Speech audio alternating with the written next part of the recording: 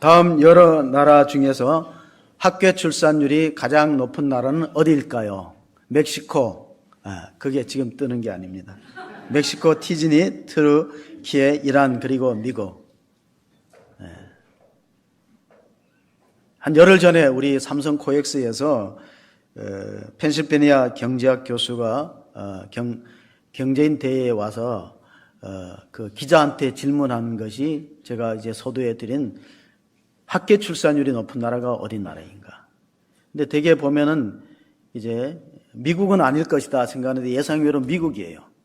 왜냐하면 이슬람 국가가 자녀를 많이 놓을 거다. 그러니까 트르키라든가 이란, 튀즈니는 이슬람 국가고 멕시코는 카톨릭 국가입니다.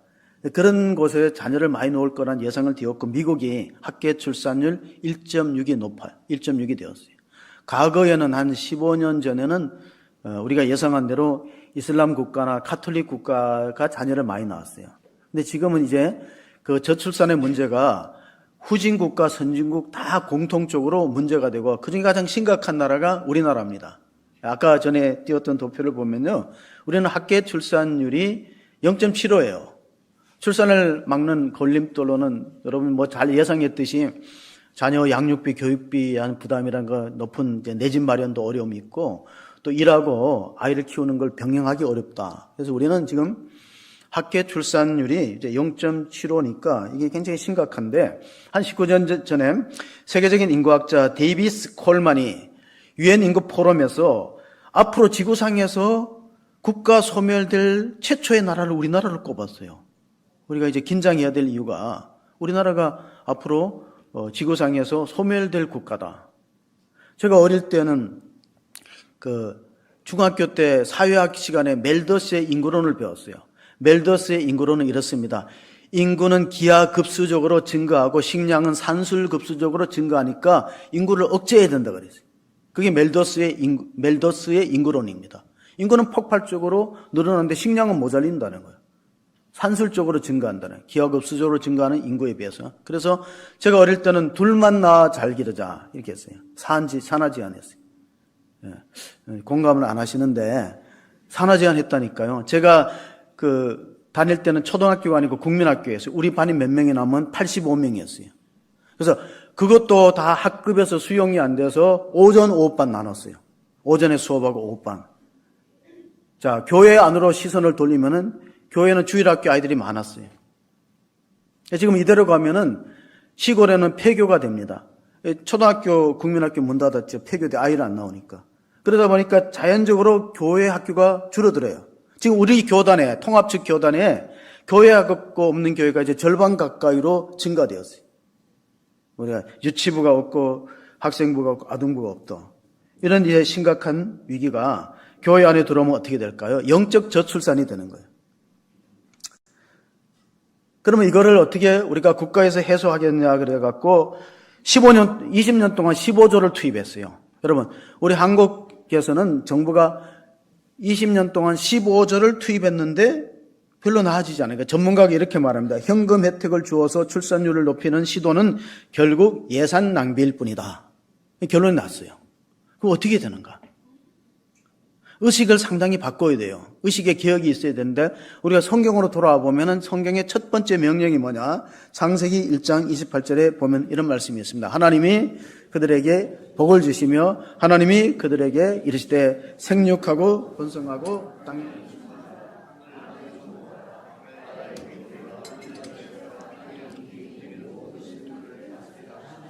하나님이 첫 번째 인간에게 주신 명령은 생육하고 번성하는 번성의 명령이에요. 그걸 이제 문화위임 명령이라고 하는데 이걸 안 지키는 거예요. 자녀에게 최고의 혼수는 부모가 기도해 주는 거고 자녀가 부모에게 할 수 있는 최대의 효도는 전도하는 겁니다. 왜냐하면 이게 저출산 문제와 교회의 영적 저출산은 맞물려 있습니다. 인구가 줄어드는데 교회학교 아이들이 당연히 줄 수밖에 없겠죠. 하나님의 관심은 두 가지입니다. 창세기의 문화명령하고 지난주에 우리가 설교 들었던 주님의 마지막 지상명령이 뭐냐? 모든 민족으로 복음을 전하여 생명을 살리라. 구원의 명령이에요. 그럼 이 시간은 우리가 주의 이름 부르는 자는 구원을 받는다. 그래 이제 성경 말씀 읽었는데, 그러면 구원이 무엇이냐를 정의해야 되고, 구원이 왜 꼭 필요한가? 그리고 어떻게 하면 구원을 받는가? 그리고 구원받은 사람은 구원 안 받은 사람하고 삶이 어떻게 다르는가? 이 네 가지 주제로 말씀을 드려야 됩니다. 근데 이제 시간이 제약되잖아요. 그러니까 구원이 무엇이냐? 구원이 왜 꼭 필요한가? 그럼 어떻게 하면 구원받는가? 그리고 구원받은 삶은 그렇지 않은 사람하고 어떻게 차별이 되는가? 이거를 제한된 시간에는 좀 다 말씀드리기 어렵지만, 첫째 구원이 뭐냐? 우리가 학교 다닐 때 아이들이 예수 믿고 구원받으라면 막 놀립니다. 주려면 10원을 주지 왜 구원을 주냐고. 그럼 이렇게 대답하면 돼요. 하나님이 11조 안 낼 걸 걱정해서 미리 1원을 떼고 구원을 줬다. 예. 아이들이 하는 그냥 이야기입니다. 구원이 무엇이냐? 구원은 우리가 이 땅에 살아갈 수 있는 모든 악과 고난에서 해방되는 총체적인 개념을 갖고 있어요. 병든 사람이 고침받는 것도 일종의 구원이죠. 가난한 사람이 부유해지거나 또 나라를 잃고 다른 나라의 지배를 받는 이런 모든 악과 고통이 왜 일어나는가? 그것은 마치 우리가 태어날 때부터 우리가 정말 죄를 가지고 태어난다, 원죄를 갖고 태어난다고 성경은 말씀합니다. 겨울철이 되면 감기가 걸리면은 증세가 뭡니까? 감기의 증세는 콧물도 나고 열도 있고 또는 머리도 아픕니다. 몸살기도 있어요. 그럼 뭐냐? 원인은 감기 바이러스요. 그렇다면 우리가 인생을 살아가면서 여러 가지 악과 고난을 경험하는 원인은 죽음의 바이러스가 우리한테 침투된 거예요. 이거를 이겨내야 되는 거예요. 죽음의 바이러스를 극복할 수 있는 그 사건을 우리가 구원이라고 부르는 거예요. 구원. 그러니까 이 사망의 세력에서 우리가 건진받는 것이 구원이다. 그러면 또 구원은 왜 필요하냐? 구원을 안 받는다면은 사실 우리가 이렇게 힘들게 신앙생활을 할 수 있는 목표를 상실한 거죠. 나중에 이제 베드로서를 읽을 텐데 믿음의 결국은 영원히 구원을 받음이라는 말씀이 나오기도 합니다. 그럼 또 어떻게 구원을 받느냐는 문제가 있고, 또 구원받은 삶은 그렇지 않은 사람하고 어떻게 다른가? 이것을 우리가 정의하기 전에 먼저 구원이 누구로부터 시작되는가?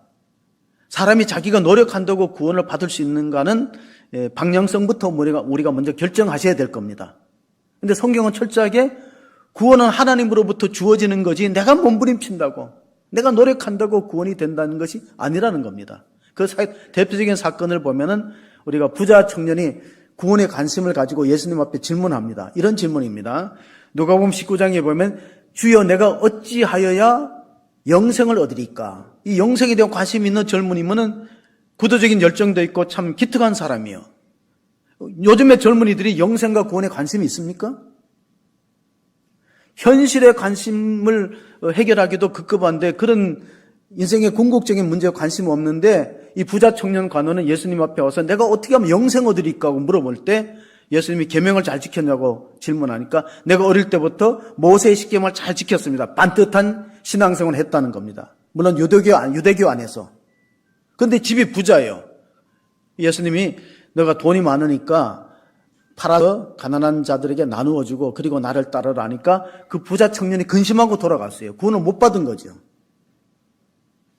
그러면서 예수님이 부자가 천국 가기가 낙타가 바늘기로 들어가는 것만큼 어렵다 할 때 제자들이 질문합니다. 오늘 19장 25절 보면 제자들이 듣고 몹시 놀라 이르되 그렇다면 누가 구원을 얻을 수 있을까? 예수께서 그들을 보시며 이르시되 사람으로서는 할 수 없으니 하나님으로서는 다 하실 수 있느니라. 따라서 우리가 구원은 하나님으로부터 주어지는 거지 인간의 영역이 아니다. 하나님의 영역이지. 그걸 전제 조건으로 우리가 생각하면서 말씀을 들으셔야 됩니다. 그러면 구원이 언제부터 개혁됐는가? 하나님은 에베소 교회를 통해서 창세전에 우리 구원을 예정하셨다고 말씀하고 있습니다. 에베소서 1장 4절 5절을 보면 곧 창세전에 그리스도 안에서 우리를 택하사 우리로 사랑 안에서 그의 앞에 거룩하고 흠이 없게 하시려고 그 기쁘신 뜻대로 우리를 예정하사 예수 그리스도로 말미암아 자기의 아들들이 되게 하셨으니 그 기쁘신 뜻대로 말미암아 우리를 예정하사 자기 아들들이 되게 하셨다. 이 말씀은 우리가 믿는 것은 모태신앙으로 믿는 사람도 있습니다. 학생 때 누가 전도해서 믿는 사람도 있습니다. 그러나 그 믿는 시기는 각각 다를지 몰라도 하나님이 이미 계획을 하셨다는 거예요. 여러분을 구원받기로 계획하셨다는 겁니다. 그리고 때가 참에 그 아들을 보내셔서 구원을 이루셨어요. 그러므로 성부 하나님이 계획하시고 성자 예수님이 성취하셨어요. 십자가상에서 구원을 이루셨다. 그러면 성령 하나님이 그것을 나로 하여금 믿어지게 역사해야 됩니다. 아무리 구원이 이루어져도 내가 안 믿으면 소용이 없어요. 아무리 암의 특효약이 개발되어도 안 먹으면 소용없는 거예요.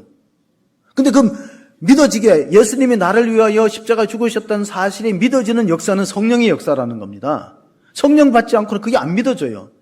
아니 2000년 전에 내가 보지도 못했던 예수님이 나의 죄를 위해서 십자가에 죽으셨던 그 허무맹랑한 이야기도 안 믿어지거든요. 그래서 바울이 고린도전서 12장 3절에 보면 이런 말씀하셨습니다. 12장 3절에 그러므로 내가 너에게 알리노니 하나님의 영으로 말하는 자는 누구든지 예수를 저주할 자라 하지 아니하고 또 성령으로 아니하고는 누구든지 예수를 주시라 할 수 없느니라. 여러분 예수님을 진심으로 신앙 고백을 하면서 주여 부르면 여러분은 성령을 받으신 걸 믿으시기 바랍니다. 안 믿는 사람 불러갖고 내 수표 한 장 줄 테니까 하나님을 아버지라 부르고 예수님을 주라 부르라면 안 해요. 성령 받지 않고는 안 된다는 거예요. 로마서 오늘 본문의 10장 12절 13절 보면 이런 말씀이 있습니다.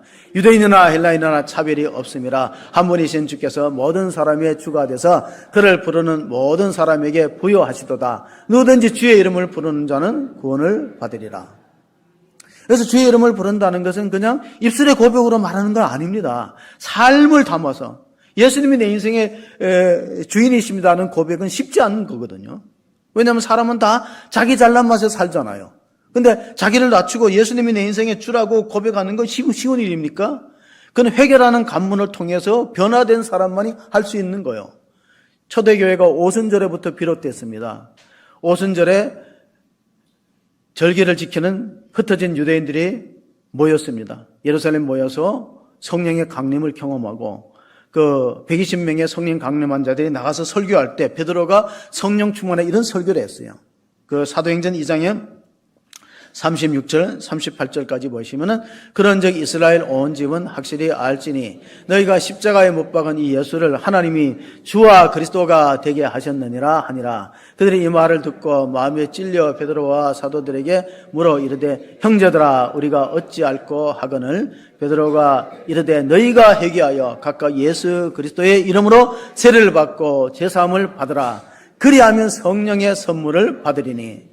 자, 지금 유대인들은 예수님 십자가에 못 박는데 거의가 찬동했잖아요. 그런데 사도 베드로가 성령 충만해서 여러분은 메시아를 죽였습니다. 하나님 아들을 십자가에 무법한 자를 로마 권력의 힘을 빌려갖고 십자가에 처형했습니다. 그러니까 죄의식을 느끼는 거야. 그럼 우리가 어떻게 하면 되겠는가? 회개하면 된다. 하나님은 회개하는 사람의 과거를 묻지 않는다.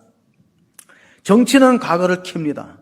그런데 교회는 과거를 캐는 장소가 아니에요. 교회는 과거를 캐는 그런 공동체가 아니고 뭐라고요?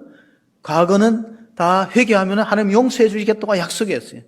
그래서 회개하고 예수 그리스도 이름으로 죄사함을 얻고 그런 사람은 성령을 선물로 받으면은 그런 믿음의 목표가 생깁니다. 그 믿음의 목표가 뭐냐?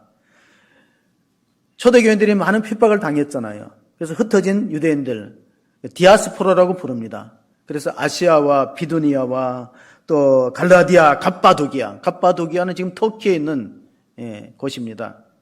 갑바도기아 지역에서 영화 스타워즈가 촬영됐어요.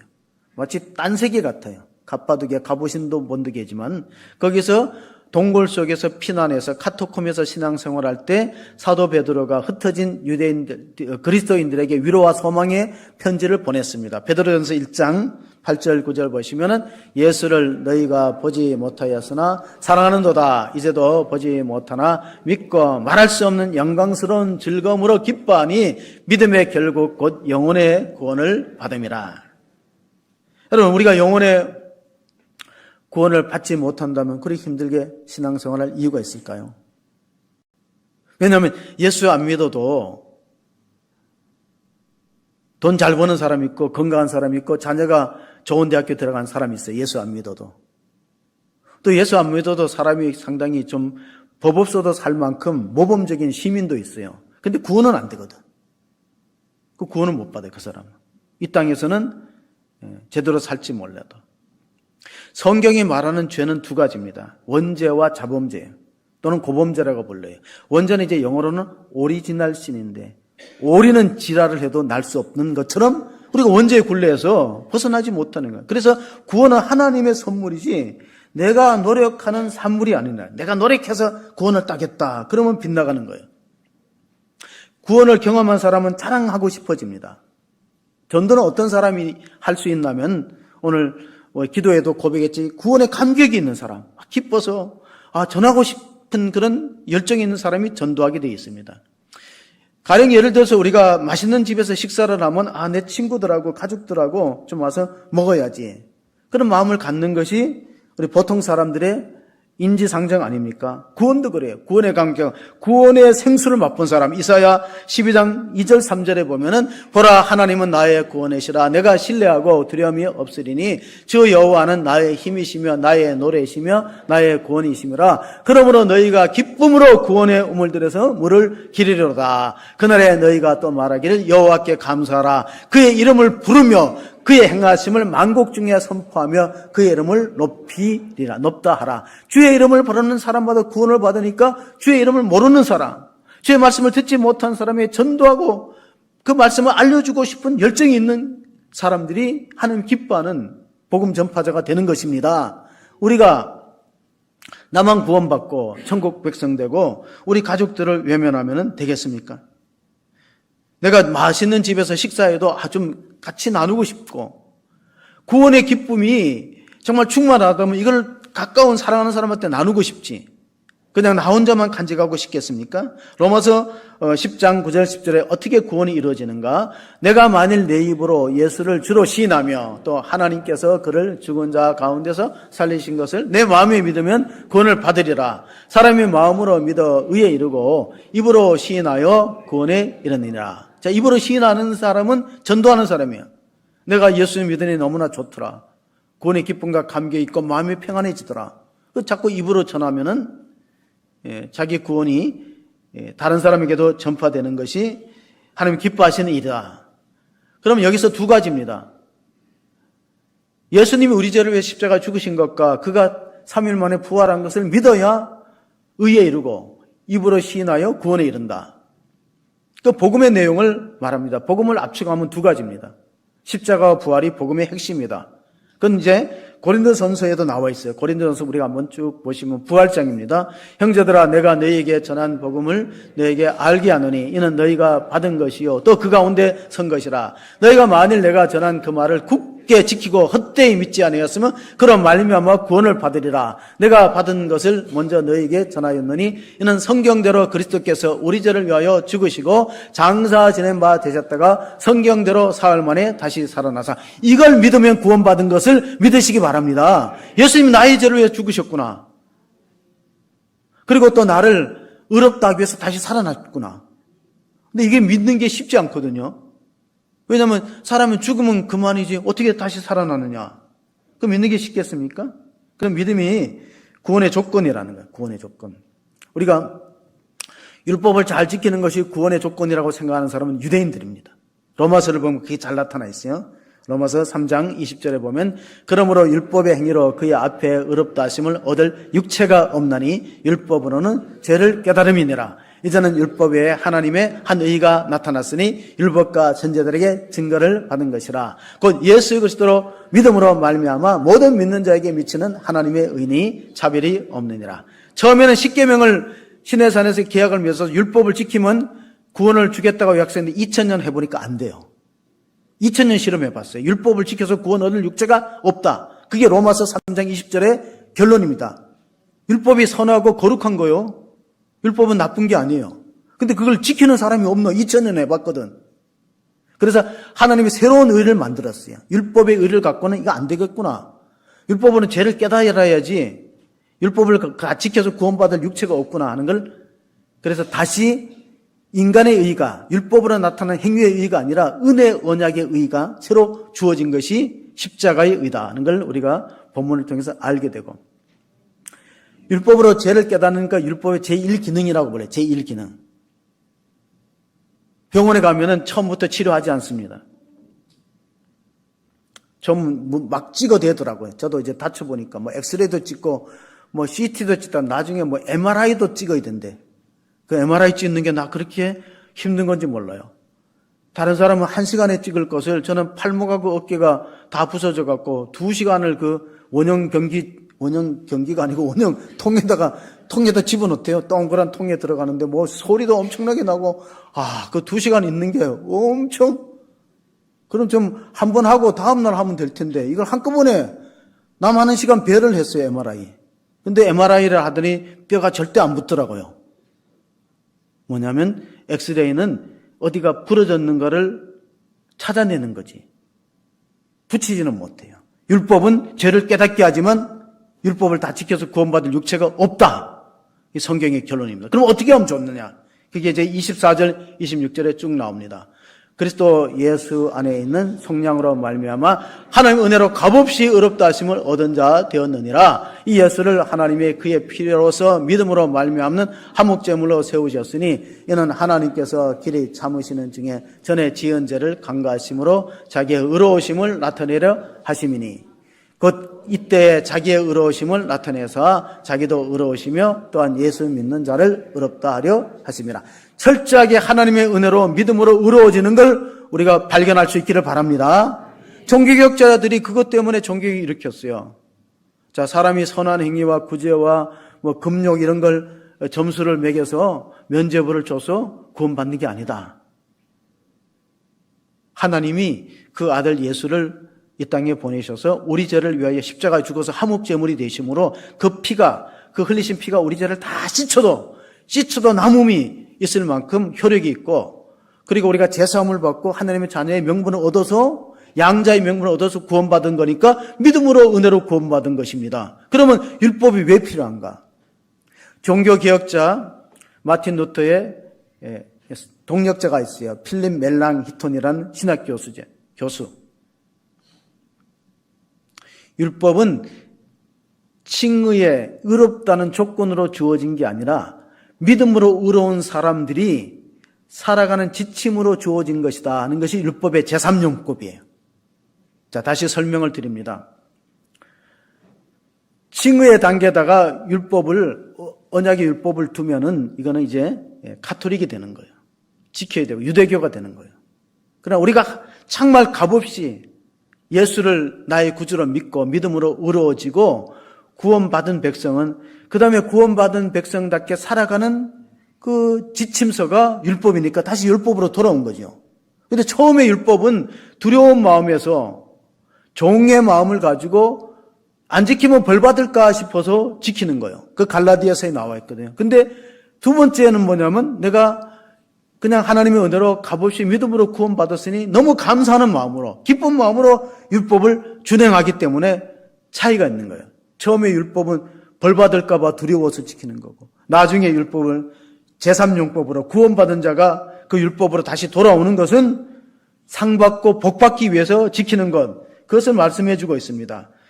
11세기에 그 캔터베리 대주교였던 안셀렘은 이런 책을 썼어요. 라틴 말로 크루 데우스 호모. 왜 하나님이 사람이 되셨는가? 왜 하나님이 인간이 되셨는가? 크루 데우스 호모라는 라틴 말을 번역하면 그렇습니다. 왜냐하면 구약의 제사는 불완전한 제사라고 봤던 거예요. 구약에는 이스라엘 민족들이 성전에 속죄 제물을 양이나 염소나 송아지를 데리고 온 피를 흘려서 죄 씻음을 받았어요. 피 흘림이 없이는 절대 제사함이 안 되기 때문에. 그런데 그 짐승의 피는 효력이 오래 갈 수 없다는 거예요. 잠시 있다가 또 내년에 또 해야 되고. 그런데 흠없는 하나님의 아들이 예수님이 십자가에 피 흘려 죽으시기 때문에, 그러면 이거는 모든 믿는 자에게 미치는 효력이 있는 거, 죄사함의 효력이 있는 거.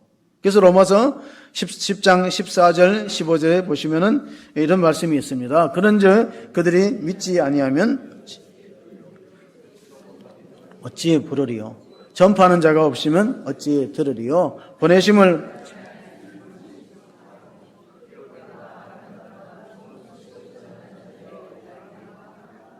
전도자가 왜 필요하냐면요, 누군가 가서 외치고 전하지 않으면 듣지 못하고, 듣지 못하면은 믿음이 안 생기죠. 로마서 10장 17절에 믿음은 들음에서 나고, 들음은 그리스도의 말씀으로 말미암느니라. 들어야지 믿음이 생기지. 믿음이 생겨야 주로 고백하고 주의 이름을 부르는 사람은 구원 얻는 이 과정을 보면은 하나님이 보내시는 자, 하나님 보내신 자가 중요해요.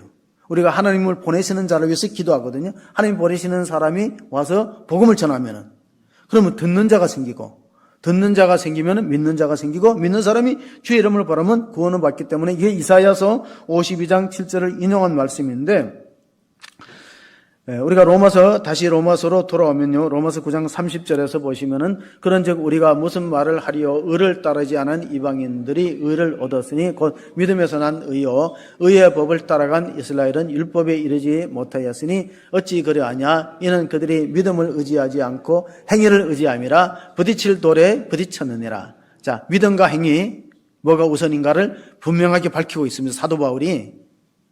이방인들은 율법을 몰라요. 근데 예수를 믿어서 의에 이르렀어. 반대로 유대인들은 율법을 전수받았고 율법을 아주 생명처럼 여겨요. 근데 율법을 지키지도 못하고 의롭지도 못해지는 거예요. 그건 어디에서 잘못됐냐면은 하나님의 구원의 방법을 믿지 않는 데서 비롯된 것입니다. 자, 하나님의 구원의 방법이 바뀌었어요. 2000년 만에. 모세 율법 갖고는 도저히 안 되겠다. 믿음으로 의로워지고 믿음으로 구원받은 다음에는 율법을 지키는 것이 좀 수월해지지만은 구원받지 못한 상태에서 절대 율법을 지키는 것은 불가능하다고 보았던 거예요. 근데 그걸 이해는 못하는 거예요. 그래서 믿음을 따라갔던 이방인들은 의로움에 이르르고 행위를 따라갔던 유대인들은 걸려버렸어요. 율법에 걸려갖고 예수님을 거부하고 안 믿고 자기들이 율법을 지켜서 자기 공로로 자기 의로움으로 구원받겠다고 고집하고 있는 겁니다. 그 대표적인 사람이 사도 바울인데 부활하신 주님을 만나기 전까지는 그 고집이 얼마나 강했는지 교회를 없애려고 했어요. 예수만 믿으면 구원받는데 그런 엉터리 종교가 어디 있는가? 율법을 지켜야지. 그가 주님 만나고부터 로마서 10장 1절 3절에 이런 고백을 합니다. 형제들아, 내 마음이 원하는 바와 하나님께 구하는 바는 이스라엘을 위함이니 곧 그들로 구원을 받게 함이라. 내가 증언하니 그들이 하나님께 열심히 있으나 올바른 지식을 따른 것이 아니니라. 하나님의 의를 모르고 자기 의를 세우려고 힘써 하나님의 의에 복종하지 아니하냐. 사도 바울만 그런 길을 걸어가는 게 유대인들이 다 그런 길을 걸어가는가? 유대교는 종교가 율법적인 종교니까 우리가 다른 민족보다 우리가 우월하고 선민이다. 우리가 율법을 지켜서 구원받을 수 있다고 고집하는 거예요. 그 안 되는 길을 계속해서 고집하고 있는 거예요. 혹시 교회 안에도 그런 분이 있을 수 있어요. 율법적인 의를 강조해서 다른 사람을 자꾸 비난합니다. 나는 이렇게 열심히 종교생활하는데 저 사람은 왜 저래? 그게 바리새인과 서기관들의 신앙적인 태도였습니다. 구원이 이처럼 중요하기 때문에 유대인들은 율법을 아주 목숨을 걸고 지켰다는 것은 칭찬받아야 돼요.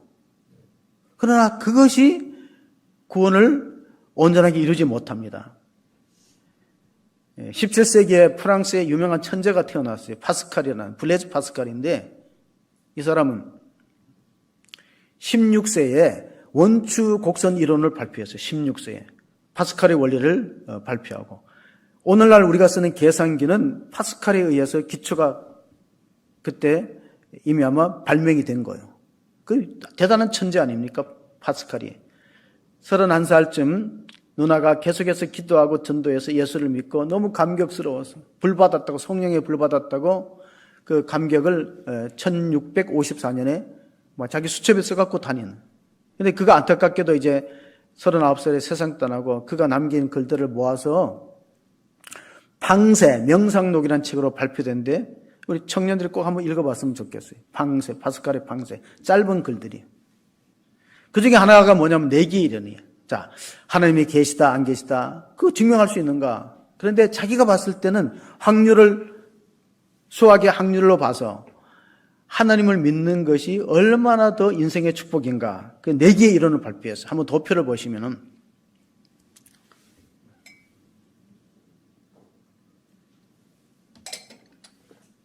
파스칼이 팡스에 적어놓은 내기의 이론을 도표로 만들어 보면은 하나님이 존재한다, 하나님 없다. 이건 증명이 불가능하다는 거예요.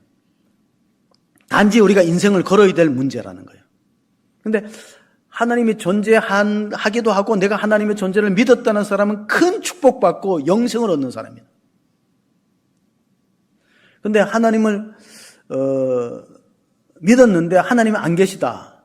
그러면 마음 편안하게 남보다 윤리적으로 앞서 살으니까 별로 손해가 없다는 거예요. 학계를 보면. 근데 또 한 사람이 있어요. 하나님 나는 없다. 하나님 존재가 없다. 그런데 하나님이 실제로 안 계시면 본전치기죠. 하나님이 없다고 믿었는데. 근데 만약에 하나님 없다고 믿었는데 하나님 계시면은 그 사람은 엄청난 상실을 가져오는 거예요. 엄청난 상실. 그래서 성경이 이렇게 말합니다. 마태복음 16장에 사람이 온 천하를 얻고도 자기 목숨을 잃어버리면 무엇이 유익하냐.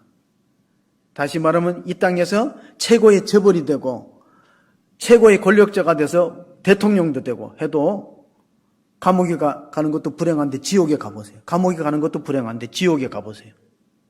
그럼 그 사람이 성공적인 삶을 살았다고 말할 수 있겠느냐. 그 예수님의 말씀이에요. 성철 스님이 이런 말 했어요. 여러분, 사람은 고민은 딱 두 가지라는 거예요. 여러분 지금 아픕니까? 안 아픕니까? 자, 아픕니까? 안 아픕니까? 왜 대답을 안 하세요? 안 아프면 걱정할 거 없어. 아파요? 네. 아프면 걱정해야죠. 자, 아픈 분들 계세요. 아픈데도 부릅쓰고 교회 나오신 분들 정말 제가 참 존경합니다. 근데 아프면 딱 두 가지 걱정하면 돼요. 나을 것이냐, 안 나을 것이냐. 낫는 병이면 크게 걱정 안 해도 되겠죠. 좀 힘들지만은. 근데 안 낫는 병이야. 그럼 또 걱정이 딱 두 가지예요. 뭐야? 네, 죽을 것이냐, 살 것이냐. 자, 그러면 또 죽을 병이다. 그러면 또 걱정은 딱 두 가지야. 천당 갈 거냐, 지옥 갈 거냐. 그것만 걱정하면 돼. 뭐 세상에 걱정할 거 많은 거 없어요. 딱 걱정할 거 딱 두 가지야. 천당 갈 거냐, 지옥 갈 거냐. 천당 갈 거면은 걱정을 해야 돼요, 안 해야 돼요? 안 해도 돼요. 지옥 갈 거면 걱정할 것도 없어. 왜냐하면 걱정할 거 없어요. 왜냐하면 거기 가면은 엄청난 불꽃 가운데서 고통당하는데 지금 뭐 고통당하는 게 비교가 될 거 없으니까 걱정할 필요가 없지. 더 큰 게 기다리는데. 현재 걱정하는 건 사치예요. 더 큰 게 기다리는데. 불꽃 가운데 그게 성경에 나와 있거든요. 누가복음 16장에 보면요. 부자가 있어요. 날마다 잔치하고 막 호화를 연락하고 부자의 상에서 나서로는 막 부스러기를 앓으면서 떨어지는 상에서 헌대를 앓고 부스러기를 앓는 게 아니네. 예, 헌대를 앓으면서 부스러기를 먹고 둘 다 죽었어요. 부자도 죽고 나사도 죽었는데 부자는 이름이 없어요. 왜? 천당 못 갔으니까 이름 없죠. 생명체 기록 안 되니까. 나사는 이름이 있어요. 나사는 아름보라 품에서 위로와 안식을 얻고 부자는요 불꽃 가운데 고통하니까 집에 생각하니까 5 형제가 있어요. 이 형제 아들이 많아. 6명 중에 1명 죽었는데 자 가서 누가 전해야 되겠다. 누가복음 16장 30절 31절에 이르되 그렇지 아니하나이다. 아버지 아브라함이여 만일 죽은 자에게서 그들에게 가는 자가 있으면 회개하리이다. 이르되 모세와 선지자들에게 듣지 아니하면 비록 죽은 자 가운데서 살아난 자가 있을지라도 건함을 받지 아니하리라 하였도다. 그러니까 안 믿을 사람은 죽었다 살아나는 걸 봐도 안 믿는다는 거예요. 그러니까 우리는 왜 전도하냐면 하나님이 영생과 구원을 주기로 예정된 사람들이 있어요. 그런 사람을 찾는 거예요. 그런 사람이 있어요. 영생 얻기로 작정된 사람은 다 예수를 믿는다. 오늘 우리가 갈릴리 성가대에서 너 하나님의 사람아 은혜로운 찬양했는데 디모데후서 3장에 보면은요. 너 하나님의 사람을 디모데를 가리켜요. 바울의 믿음의 아들 후계자, 목회 후계자 디모데에게 이런 말씀 주셨어요. 너가 어려서부터 성경을 배워야 되는 이유가 뭐냐? 성경은 하나님의 사람으로 하여금 구원에 이르는 지혜를 얻게 한다. 성경을 왜 봐야 되나? 구원에 이르는 지혜. 세상 지혜가 아니에요. 구원. 구원을 얻는 것이 어떻게 이루어지는가? 우리 다시 한번 히브리서를 보면 히브리서 2장 14절 15절에 보면 이런 말씀이 있어요. 자녀들은 혈과 육에 속하였으며 또한 그와 같은 모양으로 혈과 육을 함께 지니심은 죽음을 통하여 죽음의 세력을 잡은 자 곧 마귀를 멸하시며 또 죽기를 무서워하므로 한평섬에 종노릇하는 모든 자들을 놓아주려 하시니 이것이 구원의 사건입니다. 죄와 죽음을 다 두려워하기 때문에 여기서 해방받고 여기서 노임받아서 죽음이 두렵지 않고 영생의 약속을 받고 살아가는 사람들이 참으로 복된 사람이다. 그게 무엇으로 이루어집니까? 성경 말씀에 약속됐기 때문에 믿으면 되는 거예요. 믿으면. 성경에 우리에게 영생이 약속되어 있다는 믿으면 되는데 사람들은 이거를 잘 안 믿고 예수님 앞으로 나오지 않습니다. 아마 보험을 안 들은 사람은 별로 없을 거예요. 보험. 근데 생명보험이라는 게 내가 들고 내가 탑니까? 나는 못 탑니까? 못 타요. 요즘에 법이 바뀐지 몰라도 생명보험은 내가 들었는데 내가 못 타. 여름철에 일가족이 피서를 갔어요. 근데 이제 바닷가에 가니까 엄마는 아들이 자꾸 물에 깊은 데 들어가니까 걱정이 되니까 나오라, 위험하다, 나오라 이러는데 그 아들이 불평하면서 아빠는 저 더 깊은 데로 갔는데 왜 아빠는 안 하고 자꾸 아빠는 제지 안 하고 나보고 자꾸 나오라 그러니까 아빠는 생명보험 들었잖아. 생명보험 들어놨으니 뭐 알아서 하시겠지. 너는 빨리 나와야 된다. 위험하니까. 여러분 믿음은 영생보험인 걸 믿으시기 바랍니다. 신앙생활은 영생보험이요. 내가 믿어갖고 자식이 구원받는 건거 없고 내가 믿어서 어떤 분이 마누라 치마끈 붙잡고 천국 간다는 건 안 되는 거예요. 왜냐하면 믿음은 개인적이고 인격적인 거기 때문에 안 되기 때문에 어떻게 구원이 이루어지는가? 에베소 2장 8절 10절에 보시면 이런 말씀이 있습니다. 너희는 그 은혜에 의하여 믿음으로 말미암아 구원을 받았으니 이것이 너희에게서 난 것이 아니요 하나님의 선물이라. 행위에서 난 것이 아니니 이는 누구든지 자랑하지 못하게 함이니라. 우리는 그가 만드신 바라 그리스도 예수 안에서 선한 일을 위하여 지으심을 받은 자니 이 일은 하나님이 전에 예비하사 우리로 그 가운데서 행하게 하려 하심이니라. 자, 10절이 중요한 게 뭐냐면은 그리스도 예수 안에서 선한 일을 위해서 지으심을 받았다는 것은 무슨 뜻이냐면요, 선한 일을 했기 때문에 행위로 구원받은 것이 아니고 하나님의 믿음으로 은혜로 값없이 구원을 받았기 때문에 선한 일을 행하는 것이다. 그 순서를 잘 기억할 수 있기를 바랍니다. 그걸 오해하면 사람들이 이렇게 말해요. 내가 착한 일하고 선행과 구제를 해서 그 선한 일을 포인트처럼 쌓여가지고 구원을 얻는데 전혀 아니라는 거예요. 전혀 아니에요. 하나님의 은혜로 믿음으로 예수의 이름을 부르고 주를 고백하면은 그냥 값없이 주시는데 그렇게 구원받은 다음에는 선한 일을 하라는 거예요. 순서를 기억할 수 있기를 바랍니다. 그 순서를 잘 기억해야 돼요. 이게 순서가 안 되니까 자꾸 구원의 문제 헷갈려갖고 어떤 날은 구원 받은 것 같은데 어떤 날은 또 구원 안 받은 것 같아. 그 얼마나 그 신앙생활이 복잡합니까? 복잡해서 힘들어가는데 그 순서를 잘 알면은 성령님께서 우리가 그렇게 의심이 많고 잘 흔들리니까 하나님이 도장을 찍어준 게 있는데 그게 성령의 도장을 찍은 거예요. 너는 구원받은 백성이라고 도장을 찍었어요. 에베소서 4장 30절 32절 보면은 하나님의 성령을 근심하게 하지 말라. 그 안에서 너희가 구원의 날까지 인치심을 받았느니라. 너는 모든 악독과 노함과 분냄과 떠드는 것과 비방하는 것을 모든 악의와 함께 버리고 서로 친절하게 하며 불쌍히 여기며 서로 용서하기를 하나님이 그리스도 안에서 너희를 용서하신가 같이 하라. 자, 우리가 구원의 확신을 자꾸 잃어버리고 흔들리니까 성령으로 도장을 딱 찍었다. 성령이 인침받았다. 언제까지? 구원의 날까지. 너는 걱정하지 말라. 내가 천국으로 데려가고 영생의 유업을, 약속을 반드시 지키니까 선한 일을 하라. 용서하고 인자하고 노하지 말고 분내지 말고 따지지 말고 나누어주고 베푸는 사람이 되라. 왜? 내년도에 우리 총회 표어가 뭐냐면은 용서, 사랑의 시작입니다. 우리 올해는 성령의 능력으로 부흥하는 교회고 내년에 총회는 용서, 사랑의 시작이다. 왜? 주님이 나를 용서했기 때문에 내가 죽을 수밖에 없는 사형수인데 값없이 나를 용서해주고 예수님이 대신 사형당하고 내가 풀려났다면 내가 다른 사람을 정죄할 수 있겠느냐. 그래서 우리가 구원의 과정을 마지막으로 살펴보면 이렇습니다. 하나님이 우리를 어떻게 구원하시는가, 구원의 과정을 마지막으로 한번 살펴보겠습니다. 이렇게 되어 있습니다. 하나님이 미리 아신 자들로 또한 그 아들의 형상을 본받게 하기 위하여 미리 정하셨으니 이는 그로 많은 형제 중에서 맏아들이 되게 하려 하심이니라. 또 미리 정하신 그들을 또한 부르시고 하신 그들을 또한 의롭다 하시고 의롭다 하신 그들을 또한 영화롭게 하셨느니라. 자, 하나님은 우리를 구원을 예정했어요. 그러니까 여러분 걱정하지 말아야 되는 게 구원의 주도권은 하나님이 갖고 계시고 하나님이 다 예정하셔갖고 때가 되면 불렀어요. 어른이 되어서 전도받고 부른 사람들 그 불러서 믿음으로 의롭다 하세요. 그게 칭의입니다. 칭의의 사건. 그리고 나서는 하나님의 말씀을 잘 언약을 지키면서 거룩해집니다. 그걸 성화라고 불러요. 하나님의 형상을 닮아가는 것. 그러면 마지막은 영화롭게 된다. 영화롭게 된다는 것은 우리가 부활된 단계. 우리가 부활해서 예수님처럼 부활해서 하나님 나라에 영원히 사는 것을 영화롭다는 표현을 썼습니다. 그래서 구원을 보면 세 가지 시제가 있어요. 과거는 칭의의 사건, 믿음으로 의로워졌다. 그건 영어로 P자를 쓰면 죄의 페널티에서 벗어났다는 거예요. 죄의 페널티에서 벗어났다. 형벌에서 면제되었다. 과거적 구원입니다. 그럼 현재적 구원은 뭐냐?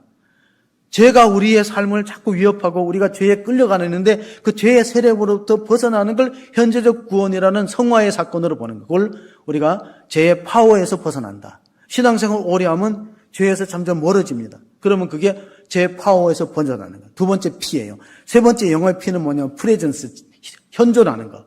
그 우리 몸이 죄덩어리니까 우리 몸을 이제 멸하고 새로운 몸을 주는 거예요. 그러면 죄에서 완전히 벗어나는 거예요. 그게 미래적 구원이에요. 우리가 그걸 기다리고 있는 거예요. 몸의 구속을. 우리 영은 구속받았지만 몸의 구속을 기다리고 있으니 얼마나 우리가 소망스럽고 우리 복된 삶인가. 그래서 우리가 교회라 초대교회를 보면요. 초대교회가 가장 이상적인 교회인데 우리 교회가 그런 교회를 지향해야 돼요. 그게 뭐냐면 모자이크 교회거든요. 왜 모자이크 교회냐면 주보에도 나와 있는데 주보에 우리가 작은 글씨로 모자이크인데 초대교회가 모자이크 교회랐다는 거예요. 모자이크 교회는요, 모든 사람이 소중해요. 우리가 아이들이 퍼즐을 맞출 때 보면은 퍼즐 한 조각이 빠지면 그림이 완성 안 돼. 교회 안에는 불필요한 사람이 없어요. 여러분이 다 소중한 사람들이에요. 교회 안에. 퍼즐의 한 조각처럼 여러분이 다 소중한 교회 공동체의 지체들이다. 그리고 또 하나는 뭐냐면 모자이크는 모이기를 힘쓰는 교회예요. 초대교회는 얼마나 잘 모였어요. 지금 너무 안 모이는 것이 우리가 극복해야 될 과제예요. 과거에는 부흥회라면요. 제가 청년 때는 부흥회하면 교파와 관계없어요. 성결교회도 가고 감리교, 장로교 다 갔어요. 요즘은 자기 교회도 안 와. 행사에. 잘 안 모이는 교회. 모여야 된다. 두 번째는 무엇입니까? 자랑을 해야 돼요. 네 가지를 자랑해야 돼요. 모자이크 교회, 자랑하는 교회. 첫째는 교회를 자랑해야 되죠. 목회자를 자랑해야 되죠. 또 성도님들 자랑해야 되는데 특별히 교회 학교를 자랑해야 돼요. 우리 교회 학교 잘 된다. 잘 가르친다. 그래야지 믿고 자녀를 보내게 하네요. 자, 모이는 교회, 자랑하는 교회. 그래서 그 다음에 이끄는 교회는 뭐냐면 교회 안에 들어온 성도들을 잘 양육하고 훈련해야 돼요. 여러분, 군대에 가서 훈련 안 받으면요, 오합지졸이 되는 거예요. 오합지졸. 교회가 훈련을 안 받으면은 영적 구사가 못 되는 겁니다. 자, 모이는 교회, 자랑하는 교회, 이끄는 교회가 되면 어떻게 해요? 크는 교회가 되죠. 성장하는 교회. 그 성장하는 교회다. 그래서 우리 교회가 좀 초대교회처럼 살아있는 생명이 넘쳐서 말씀과 기도가 살아있고 예배가 살아있고 찬양이 뜨거운 그런 교회, 모자이크 교회를 지향한다면 주의 이름 부르는 사람이 많아질 것이고 구원받는 사람이 늘어난다면 영적인 저출산 문제를 극복하는 그런 모범적인 교회가 될 수 있습니다. 그런 은혜가 우리와 우리 성도님들과 우리 교회에 있기를 주의 이름으로 축복합니다. 하나님 아버지 감사합니다. 무더운 날씨에도 예배에 나와서 주의 이름을 부르고 찬양하는 성도들을 축복하시고 그들에게 영생의 유업을 약속했습니다. 하나님은 거짓이 없으시고 우리를 믿음으로 의롭다고 인정해 주시고 이제는 우리가 다시 한번 하나님의 언약으로 돌아와서 말씀을 신실하게 지킬 때 우리에게 복과 또 하나님 아버지의 상을 예배해 주었습니다. 우리가 그냥 불꽃 가운데서 불 가운데서 구원받는 그런 하나님 아버지 부끄러운 구원이 되지 말게 하시고 우리가 열심을 다하여 주를 섬기고 모이는 힘쓰고 복음을 전파해서 하늘나라에서 면류관을 쓰는 그런 자랑스러운 구원을 받은 성도들이 넘치는 호수중앙교회 될 수 있도록 은혜 베풀어 주옵소서. 우리 구주 예수 그리스도의 이름으로 기도합니다. 아멘.